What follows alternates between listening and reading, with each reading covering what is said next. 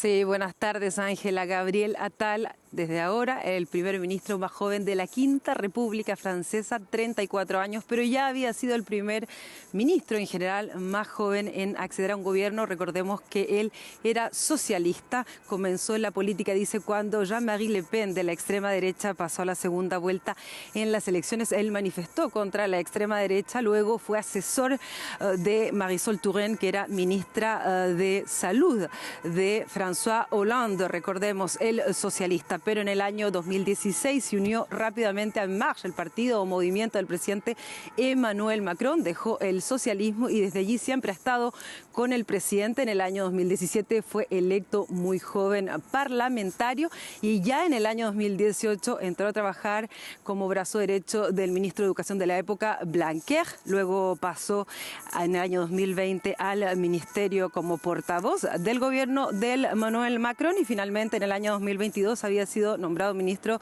de las Cuentas Públicas y como sabemos en el año pasado cuando volvieron a clase los estudiantes asumió como ministro de Educación, una carrera fulgurante la de Gabriel Attal.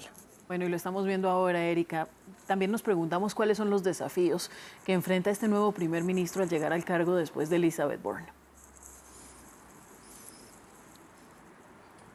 Son muchos los desafíos, por lo mismo se fue la primera ministra. Recordemos que en el año 2022, en julio, el gobierno de Emmanuel Macron perdió la mayoría absoluta que tenía en su primer periodo de gobierno cuando estaba todo ese fervor por este nuevo movimiento del que no se sabía mucho. Eso ha llevado al gobierno a tener muchas dificultades para aprobar sus proyectos además muy polémicos y ambiciosos de reforma como la reforma de las jubilaciones. Recordemos que se aumentó la edad de jubilación en Francia, pero también el proyecto de ley de inmigración al gobierno se ha ido cargando hacia la derecha. Recordemos, como lo mencionabas tú también en el lanzamiento, que se vienen las elecciones europeas y el partido favorito por ahora es la extrema derecha, Agrupación Nacional de Jordan Bardella y la histórica Marine Le Pen. Así que el gobierno ha ido endureciendo sus posturas hacia la derecha porque además el aliado que ha podido encontrar para aprobar sus proyectos ha sido la derecha al perder esta mayoría absoluta. Por lo tanto, es muy importante volver a unir